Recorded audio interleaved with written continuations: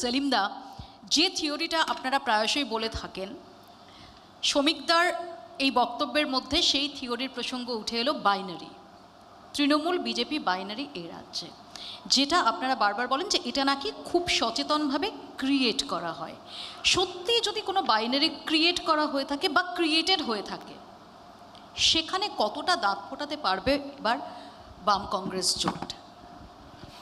দেখো, আমরা তো বলতাম, উনি একটা স্বীকার করেছেন, কারণ ওরা শঙ্কিত যে বাইনারিটা ভাঙছে, পঞ্চায়েত নির্বাচনের সময় থেকেই ভেঙেছে।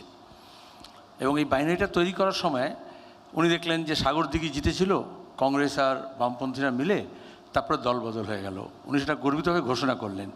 এই গোটা প্রক্রিয়াটা বাইনারি শুরু হয়েছিল দলবদল থেকে। ওই যে দুজনকে একদিকে বসিয়েছো তোমরা আর আমরা তিনজন অন্যদিকে আছি, এটা এটা এটা কাকতালি ব্যাপার নয় কিন্তু।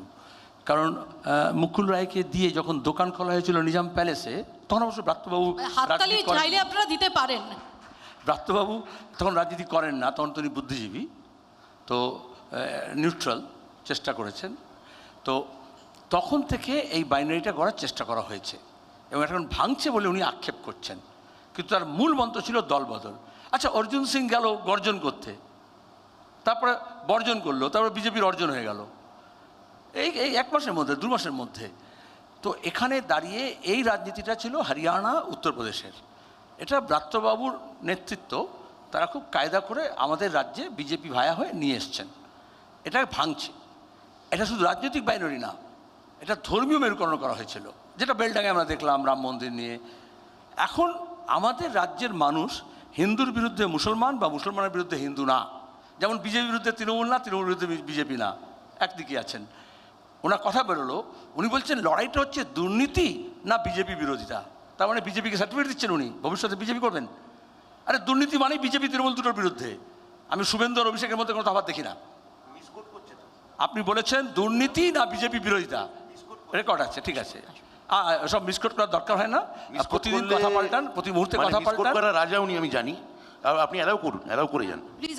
আপনি কথা বললে আমাদের ভোট বাড়বে, আপনি প্লিজ এলাও করুন। উত্তেজিত হবেন না, আপনি যখন বলেছেন আমি শুনেছি, আমি নোট করেছি, এই জন্য আপনার স্মরণশক্তি দুর্বল, আমি কি করবো? ঠিক আছে। এক, দুর্নীতির বিরুদ্ধে লড়াই হচ্ছে, আর সেখানে আমরা বলিনি, আমরা বলছি চোর ধরো জেল ভরো। আমরা কি নাম ধরে ধরে বলেছিলাম দলের? সেখানে রাফেল দুর্নীতি হয়েছে, যেটা তৃণমূল স্বীকার করে না, কোনোদিন পাশে দাঁড়ায়নি, পার্লামেন্টের মধ্যে, পার্লামেন্টের বাইরে। আবার এখানে যেমন দুর্নীতি হয়েছে ঘর নিয়ে, টাকা নিয়ে, সবচেয়ে বেশি দুর্নীতি হচ্ছে ব্রাত্যবাবু দপ্তরে, শিক্ষা দপ্তরে। এবং সেই জন্যই তিনি কিন্তু শুরু করলেন জেল দিয়ে। আপনি প্রশ্ন করলেন কি, সন্দেশখালিতে শেষ করলেন, দুর্নীতি বললেন, আইন শৃঙ্খলা বললেন, উনি শুরু করলেন তিহার জেল থেকে। আমার হলো বোধহয় অনুব্রত কাছে যাচ্ছেন, তো সেখান থেকে তিনি চলেন অরবিন্দ কেজরিওয়াল, তারপর সেখান থেকে তিনি চলে আসলেন কেরালা। সন্দেশখালি ভুলে গেলেন, অথচ প্রতিদিন ফেক ভিডিও হোক আসল ভিডিও হোক, দুজনের মধ্যে ব্যাপক ডাব্লিউ হচ্ছে, আর মিডিয়া নাচছে যে এই সন্দেশখালি কোনটা ভিডিও আসল কোনটা নকল, এসব ওরা এক্সপার্ট তৈরি করেন। আইটি সেল যেমন আছে, আইপ্যাক যেমন আছে, কিন্তু ইস্যুটা হচ্ছে বাইনারিটাকে ডেভেলপ করার চেষ্টা করছেন, কিন্তু ওটা ভেঙে গেছে। ডিমটা ফেটে গেলে তাতে আপনি তা দিয়ে নতুন করে আর বাচ্চা ফোটাতে পারবেন না, কারণ পঞ্চায়েত নির্বাচনে এই ডিমটা ফেটে গিয়েছে, এই বাইনারিটার নেই। 2, তোমার যেটা প্রশ্ন হলো, তুমি দেখো পঞ্চায়েত নির্বাচন থেকে এখন পর্যন্ত তফাৎটা বুঝতে পারছো না? আমিও লোক ভাড়া করে আনতে পারতাম, আমি আনিনি কিন্তু। না না, আপনি বলেন, তখন আমি হাততালি বলিনি, আমি আপনার বলানো যে কৃতিদের উপর নির্ভর করেছে। আমি শুধু বলছি যে যদি কেউ মনে করেন হাততালি দিতে পারে। মানুষকে অপমান করবেন না, মানুষ ভাড়ায় পাওয়া যায় না, কিন্তু তৃণমূলটাকে বিজেপি ভাড়ায় নিয়েছিল, আরএসএস ভাড়ায় নিয়েছিল, এবং আপনাকে বুদ্ধিজীবী তৃণমূল ভাড়ায় নিয়েছিল। সব মানুষকে আপনার মতো মনে করবেন না। আমি এখনো 3 বার আপনি বুদ্ধিজীবী বললেন, দমদমেই লড়ছি, হেরে গেলেও দমদমে লড়বো, মুর্শিদাবাদ পালাবো না, চণ্ডীতলা যাবো না, উত্তর কলকাতা থেকে ওদিকে লুকিয়ে এদিকে পালাবো না। এবার তো কাউন্সিলর ইলেকশনে লড়বেন, তাও লড়ুন, আমরা আশা করে দাঁড়িয়ে আছি, অপেক্ষা করে। আপনি দমদমের পাড়ার নেতা, আমি রাজ্যের নেতা, একটু তফাৎটা তো এখানে নেই।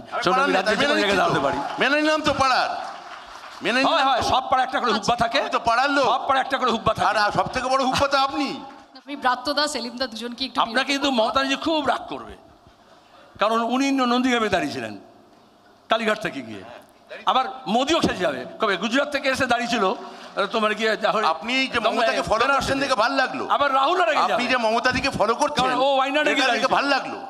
আপনি ভারতীয় সংবিধান পড়েননি, অধ্যাপক কি করেছেন জানি না আমি, তাতে না, যে please, কোনো ভারতীয় ব্যক্তি নাগরিক আক্রমণ না, ভারতীয় please। সংবিধান দুজনকে যে আমি কোনো বিরত ভারতীয় করবো, নাগরিক কোনো ব্যক্তি আক্রমণ। লোকসভায় যে কোনো কেন্দ্রে দাঁড়াতে পারে। না, প্লিজ আমি কোনো বলছি ব্যক্তি কত আক্রমণ। জায়গায় দাঁড়িয়ে- ব্রাত্যদা, সেলিমদা, আপনাকে দুজনকে আমি নতুন করে বলছি, পড়াতে হবে। ওটা আমি জানি, প্লিজ ওটা আমি কোনো- জানি। তাহলে জেনে বুঝে রাহুল গান্ধী বিস্ফোরণ ওয়ানারে করেছেন। লড়ছেন। কোনো ব্যক্তি কতবার আক্রমণ। হারলেন সেটা বলছি। কিছু লোক আচ্ছা প্লিজ। ভুল করে, কিছু লোক জেনে বুঝে ভুল করে। আপনি যা বললেন, আপনি জানেন তাও আপনি বললে বলেছেন। আমাদের আচ্ছা। সুবিধা, আচ্ছা আপনি বললে আমাদের সুবিধে। ব্রাত্যদা আপনি আসবো। বলতে দেবেন না, ব্রাত্যদা বলুন না, আসবো। বলুন। ব্রাত্যদা আসবো।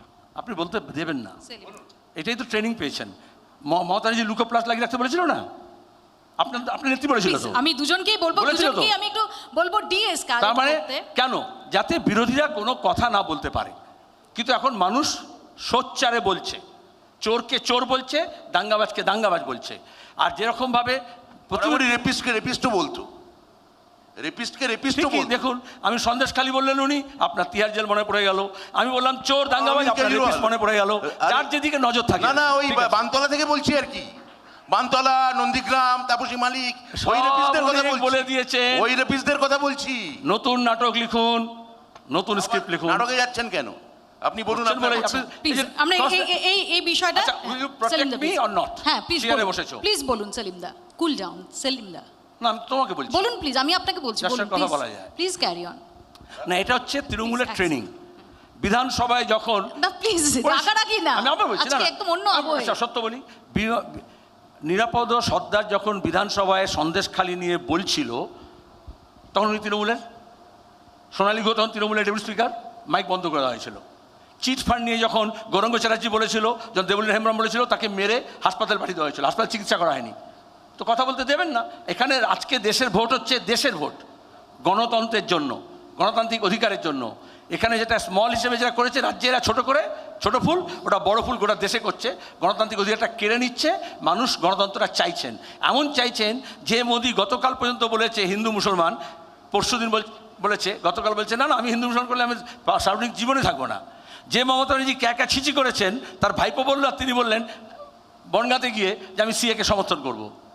তাহলে কথা পাল্টাচ্ছে, মানুষ এটা বুঝতে পারছে, নিয়ম পাল্টাচ্ছে, এটা মানুষ বুঝতে পারছে। ওই পুরনো খেলা আর হবে না ডিজে বাজিয়ে। এখন দাঁড়িয়ে মানুষ রাস্তায় নেমে সোচ্চারে বলছে, এবং আমরা সেই সাহস জুগিয়েছি। বাম এবং কংগ্রেস একসঙ্গে হয়েছে। আমরা চেয়েছিলাম বাম, কংগ্রেস এবং আইএসএফ একসঙ্গে হোক, বিজেপি এবং তৃণমূলের চেহারাটা, মুখোশটা খুলে দেওয়া হোক। এবার মুশকিল হচ্ছে, যে যা নিজের রাজনীতি ঠিক করবে, কিন্তু মানুষ ঠিক করে নিয়েছে। এই যে 4 দফা ভোট হয়েছে না, আপনি দমদম দমদম বলছেন, দমদমে দেখবেন আপনি মানুষ আপনাকে কীভাবে পথ দেখায়। বাংলার আওয়াজ, বাঙালির আবেগ, জি 24 ঘন্টা।